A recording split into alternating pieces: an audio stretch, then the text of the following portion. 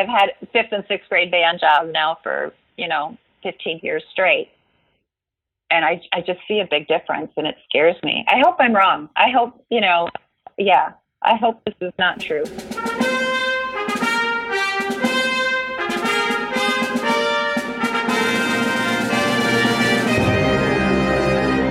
Hello, everyone. Welcome to Everything Band, a podcast that features conversations with composers, conductors, and performers of music for winds and percussion. My name is Mark Connor. I'm a composer and educator, and each week I have the good fortune to speak with and share the stories and wisdom of musicians and teachers in the band community. I'm thrilled to announce a new partnership between the Everything Band podcast and Kaleidoscope Adventures, a full-service tour company specializing in student group travel. With a former educator as its CEO, Kaleidoscope Adventures is dedicated to changing student lives through travel to over 40 destinations. They offer high-quality service and an attention to detail that comes from more than 25 years of student travel experience. Trust Kaleidoscope's outstanding staff to focus on your group's one-of-a-kind adventure so that you can focus on everything else. The Everything Band podcast is a proud member of the Music Teachers Development Podcast Network. The Muted Network provides support in the form of audio on-demand programming designed by and for music educators. You can find more information about our network at mutedpodcasts.com. Before we begin, I'd like to thank all of you for listening. I appreciate your time and hope that you are finding value from these interviews. I rely on word of mouth and social media to bring the show to new listeners. If you think you know one or two people who might find these interviews useful, please let them know about it. You can also help by following me and sharing posts on Facebook, Instagram, Twitter, and YouTube. Remember, help your students live up to the best that is in them through music. And now on to my next guest, Heather Hoefle. Hi, Heather.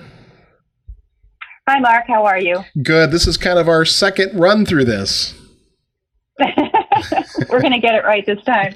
Yeah, for the listeners, we got about 7 minutes into the interview, and then we had some internet problems, and so I'm calling Heather on the phone. So, Heather, how are you? I'm doing well. How are you? Doing great. Can you take a few minutes and introduce yourself to the listeners? Well, I'm Heather Hoefle, and I am a composer. I'm also a band director in the south suburbs of Chicago. I'm in my 19th year as a public school band director, but I've been teaching longer than that. I've spent some time teaching in parochial schools, and I spent some years teaching part-time when I was home with my kids when they were small. So I've been at it a while. I'm fairly new to composing, but I've been teaching for quite a while. Mm-hmm.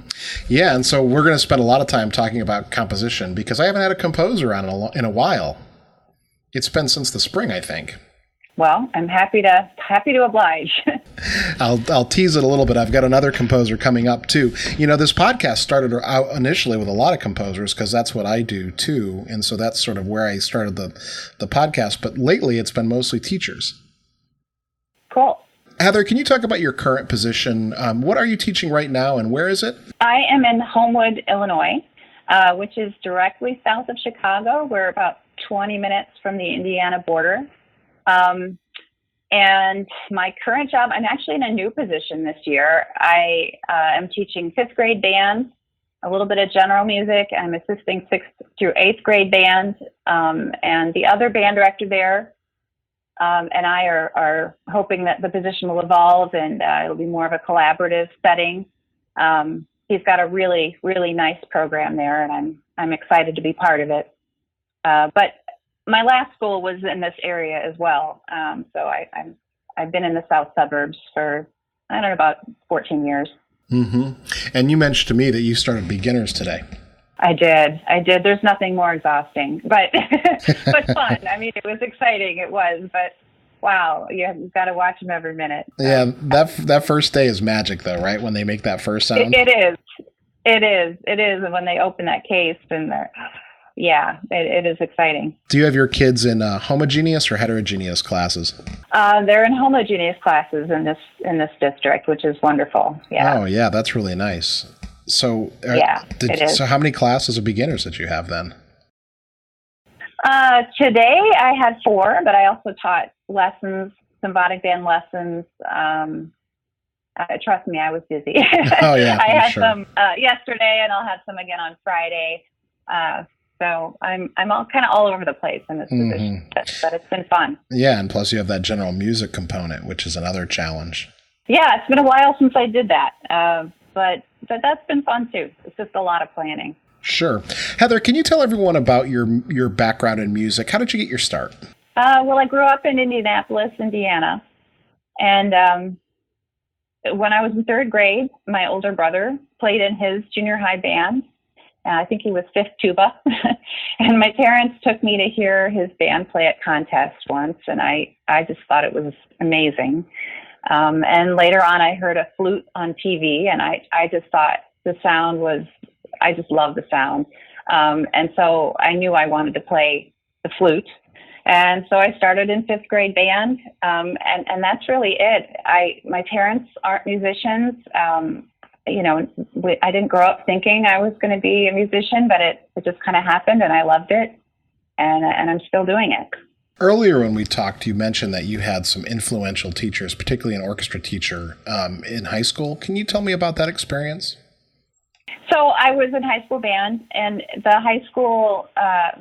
top high school band students, the top winds, could go over and play with the orchestra twice a week. And I just love that. And we had this really eccentric and wonderful orchestra director.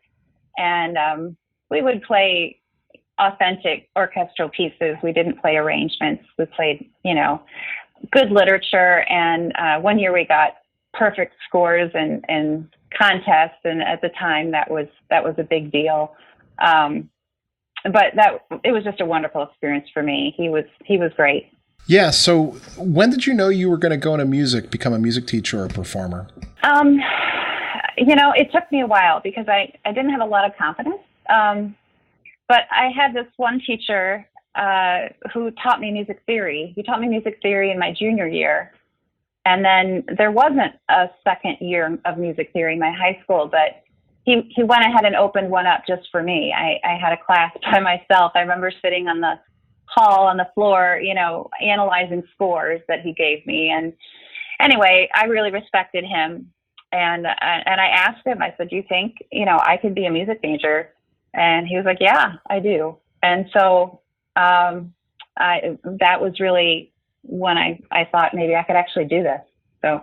Yeah, that support from someone who you look up to often is the difference between choosing a career in music and not. At least it was in my certainly when I was a kid. Yeah. Yes, huge. Yeah, that can happen pretty early too, even junior high kids. Mm-hmm.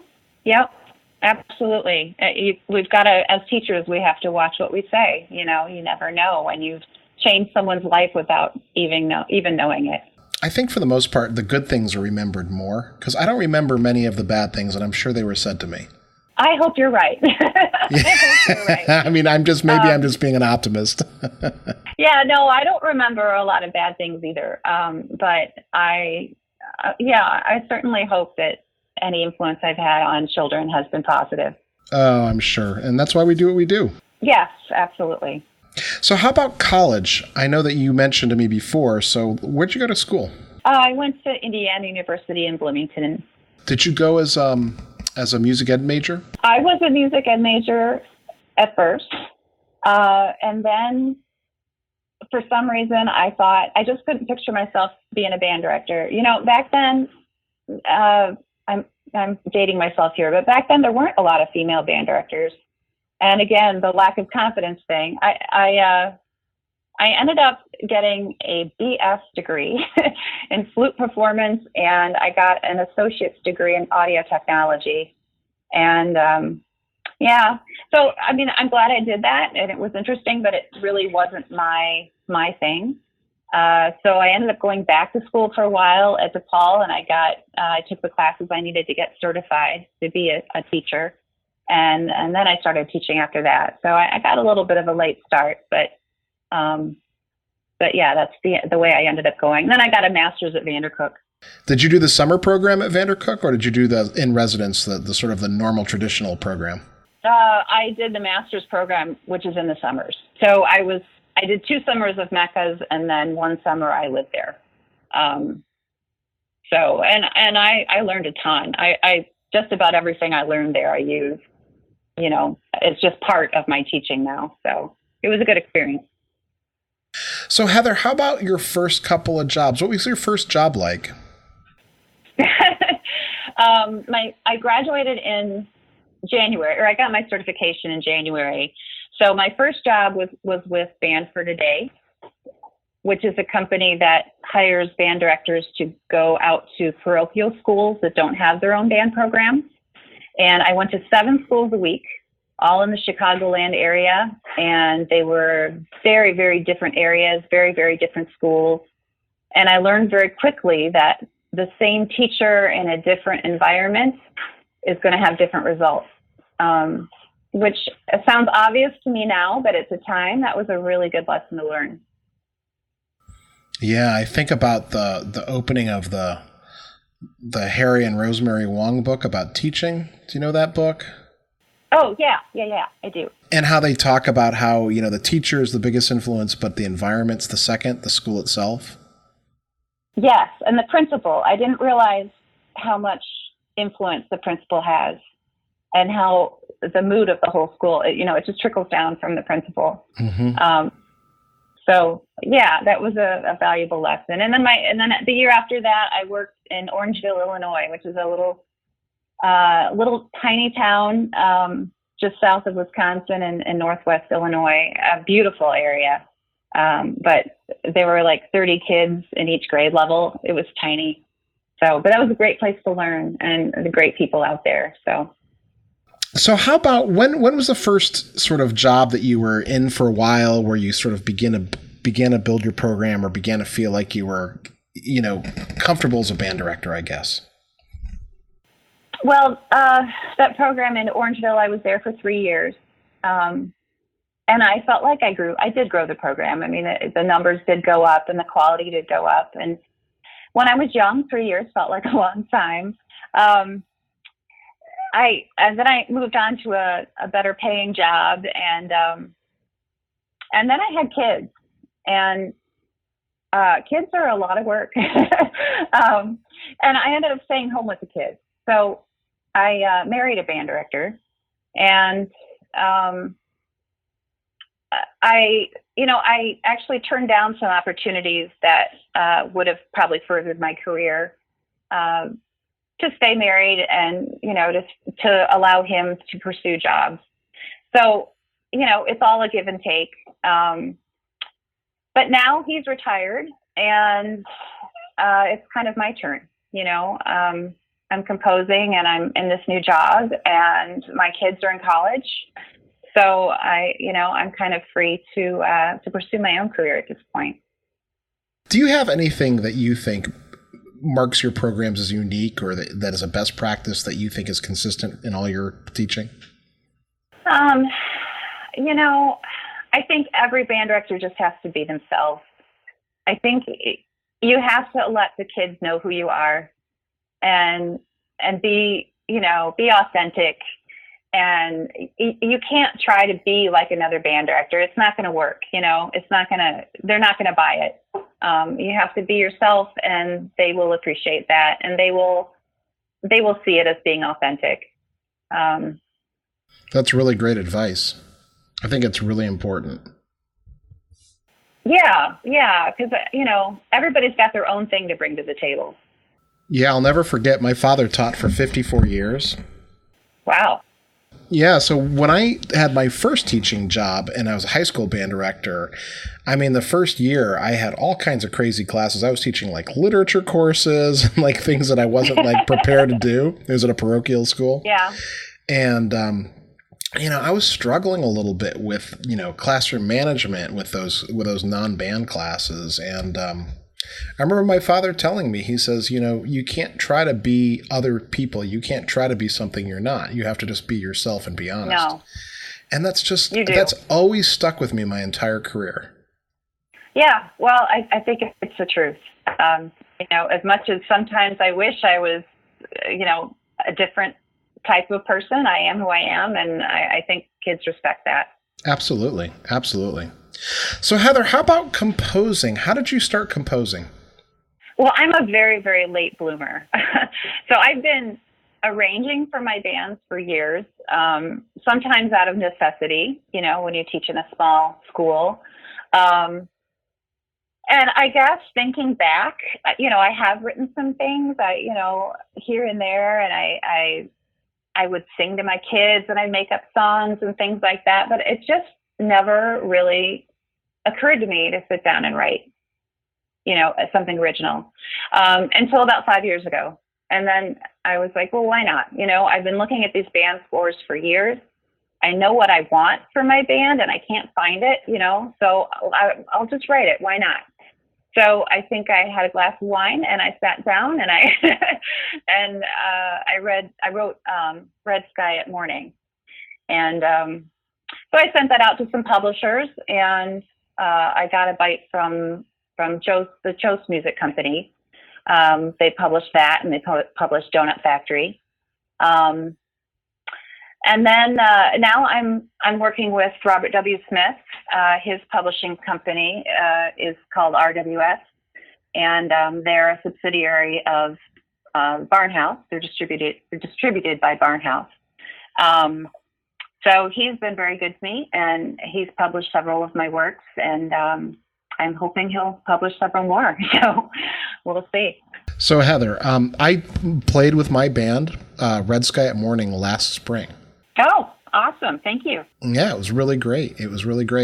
And so I want to get a little bit more into this, because I suspect that I have a lot of listeners who might be thinking about writing music for their bands, or maybe they do, or they're composers already. And so you mentioned that you had a glass of wine and you said, why not? But can you tell me a little bit more about sort of what were you arranging and sort of those, how did that all come about? What were you arranging and why? I guess I arranged some things for fun. I arranged, a lot of times I rearrange things, honestly. If you have a piece that doesn't work for your instrumentation, well, if we take this very sax part and, and that worked. And especially a while ago, before publishers did so many pieces with double bass lines, in order to get a piece to sound full, you would, if you didn't have full instrumentation, you would have to rearrange some things. So I did a lot of that. And then, I don't know. I guess it took me a while to compose and put myself out there, because I feel like composing is a very personal thing, and yet it's very public. You're putting yourself out there for other people, not only to listen to, but to actually play your music, which is awesome. But it's also, you're really putting yourself out there, right? And so that's where the glass of wine came in. That's where, I had to get up the nerve to put myself out there. Have you ever read Stephen King's book on writing? I haven't. He talks about his creative process and how when he does his first draft, the door's closed. He doesn't let his wife read it or tell anybody about it. But then he then he opens the door for a second draft and he lets her read it, and he gets that feedback. Yeah. It's really interesting. It really gets into that creative process because, I am also a composer, and it's really hard some days to sit down and believe in your ideas and get them on the page, because I will often just reject everything because I'm just not in the mood to believe in myself at that moment. Yeah, you have to be in a certain mindset. And I'm not going to compare myself to Stephen King, but I do let my husband listen to my pieces, but not at the beginning, because I hear it in my head a certain way. And of course he's listening to finale, right? Right. And so it doesn't sound like that, to him. I also let my kids listen to my pieces. They always have good feedback for me too. But you're right, not right away. It takes a while. I did read Bruce Springsteen's biography. Did you ever read that? No, I don't know that one. No, it's autobiography. I'm sorry. He wrote it himself.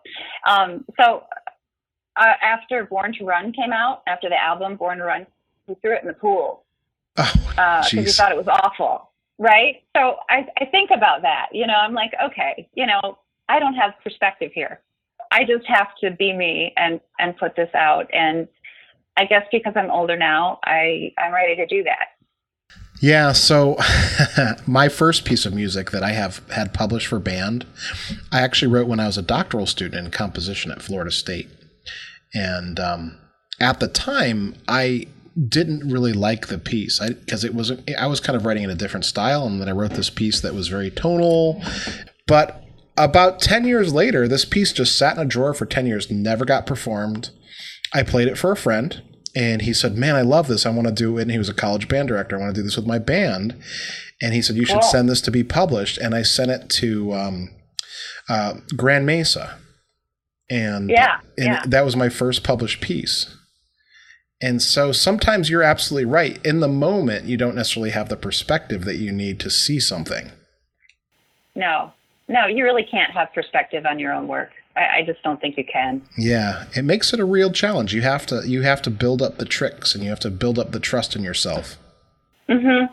And you just have to let go. You just have to do it. One thing that does help is that most of the pieces I write, not all of them, but most of them are field tested. I play them with my own bands, or I work with a high school band that does it, or so I do get feedback from the kids.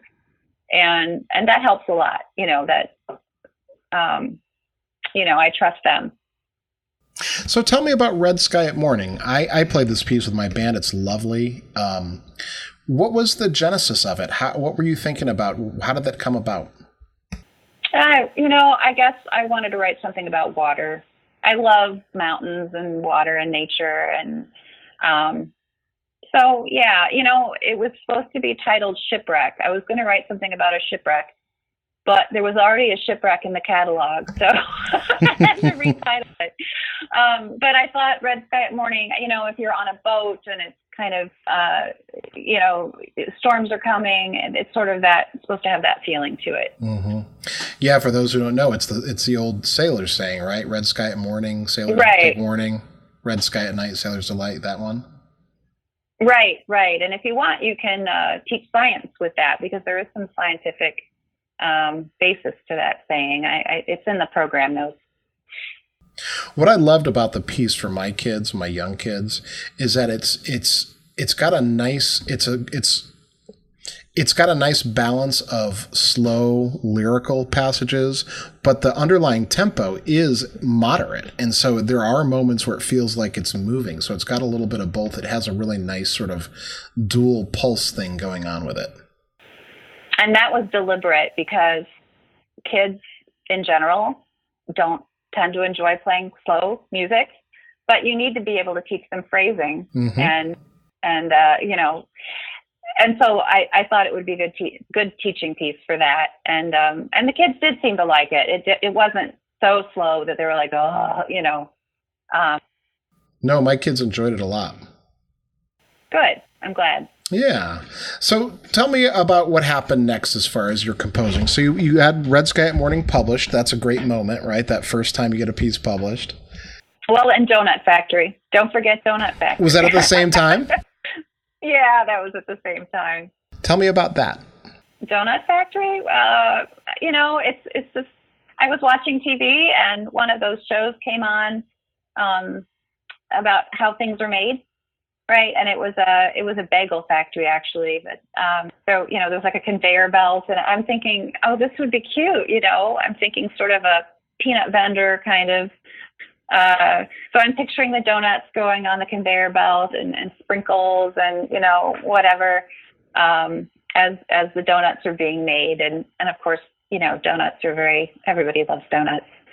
So yeah, that's where Donut Factory was born.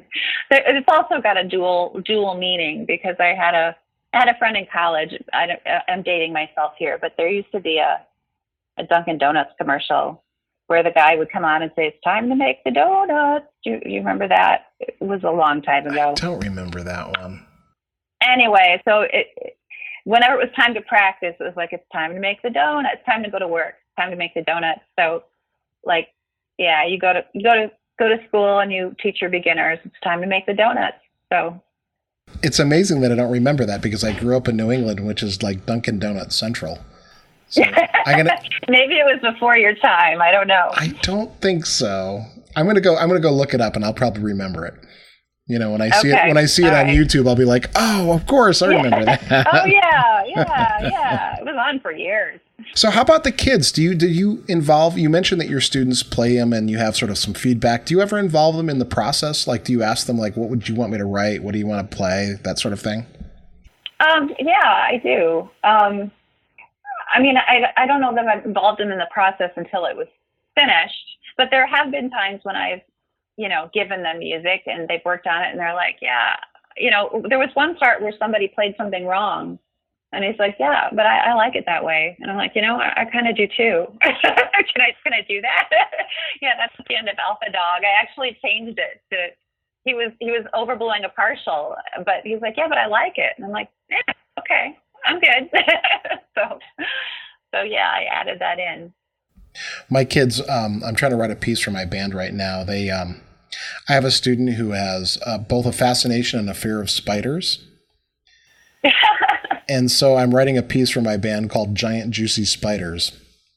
Oh, that's perfect. I love that. I'm trying to make it not sound too much like, Brian Ballmage's Creatures in the Attic or those kind of pieces. Yeah, those pieces. Or creepy crawlies. Yeah, trombone, glissandi, and that sort of thing. Yeah, no.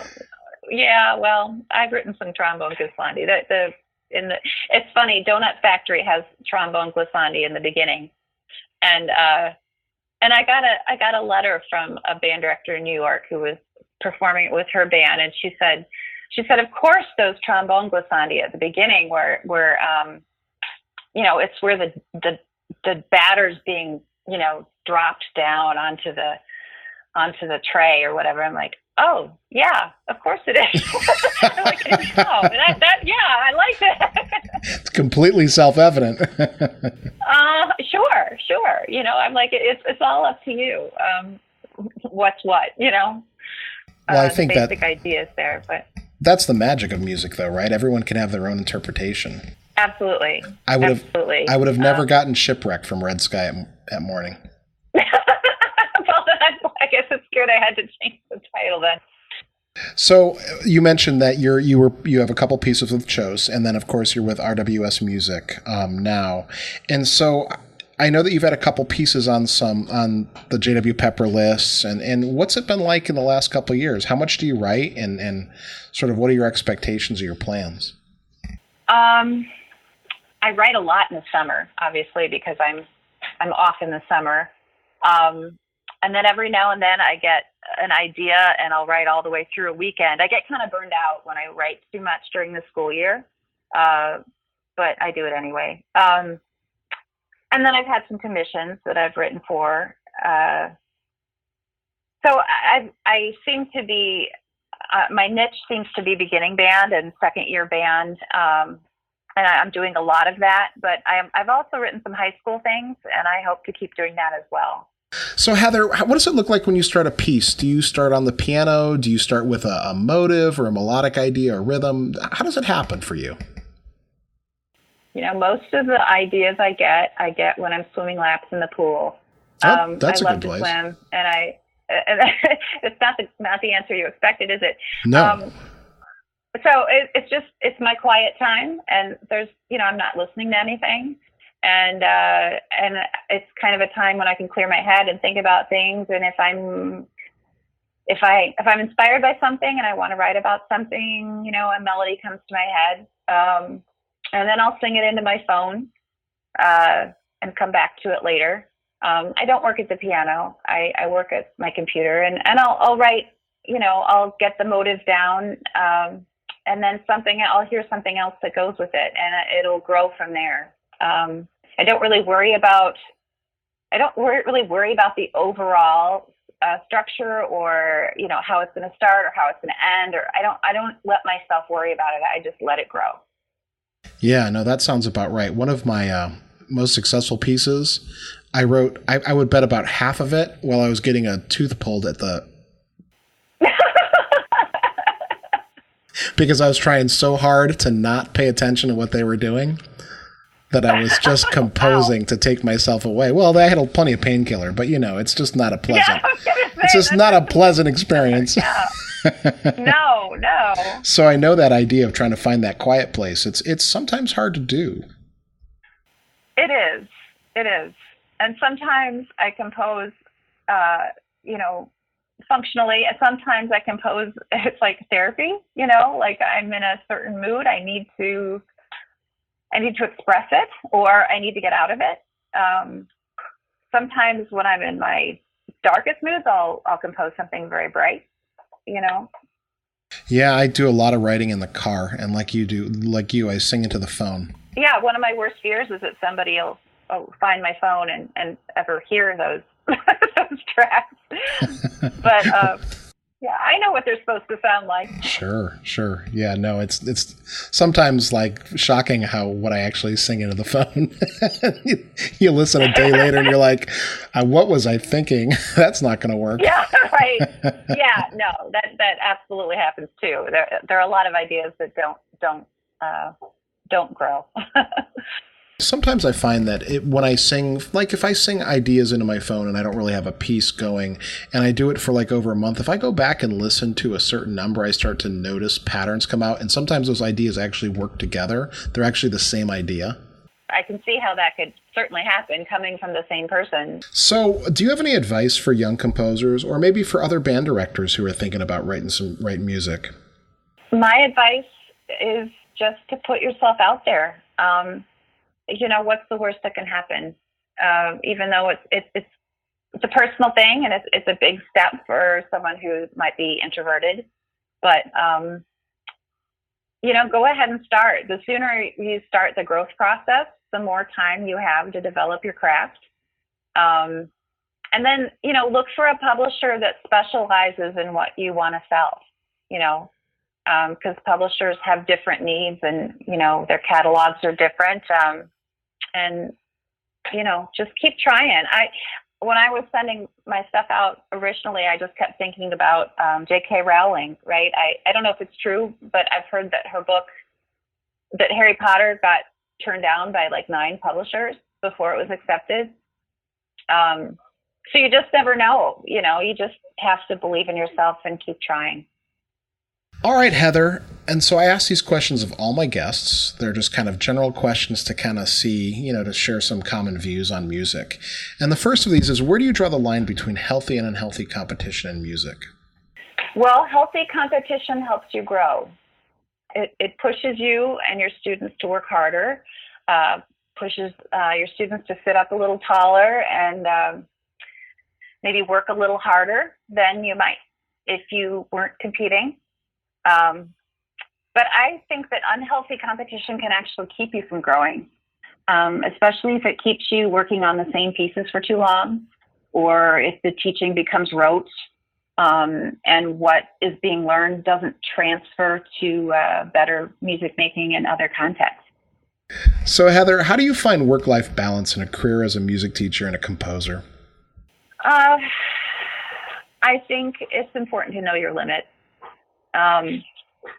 There are so many good ideas out there, and the Facebook groups and everything. I wish all of that had been out when I was a young band director. I mean, there's so many good ideas, but you can't take them all. You've got to pick and choose what's going to work for your program and what you can physically do. I mean, if you need to take a night off, sometimes you just have to take a night off. Sometimes some of the things on your list have to be left unchecked. We all work very hard, but you're not going to last in the field if you don't take some time for yourself. That's hard to do, I find. It really is. I need to take my own advice. Really, it's very hard. So, Heather, this is a big question. Everyone answers it a little bit differently, but what do you feel are the challenges facing music education or band, and how can we best meet them? Well, standardized testing is a biggie. That throws a wrench into, scheduling and priorities and all of that. But I feel like teaching is getting harder. I mean, I've been at this for a long time. And the main reason I believe that it's getting more difficult is that we're starting to see the effects of technology on our young people. The first iPhone came out in 2007. So the 12-year-olds that we're working with now have never known the world without an iPhone. And there's evidence to support that the use of technology that gives us such instant and powerful dopamine rewards shortens our attention spans and leads us to crave it more and more. And I include myself in that. I mean, I use my phone more than I know I should. And video games can be addictive to some kids, not to everybody, but to some kids, just like gambling can. And the World Health Organization has issued warnings about the use of technology with young people and about tech addiction. And I don't need to judge parents. I'm a parent too, and I'm glad I didn't have a cell phone when my kids were small.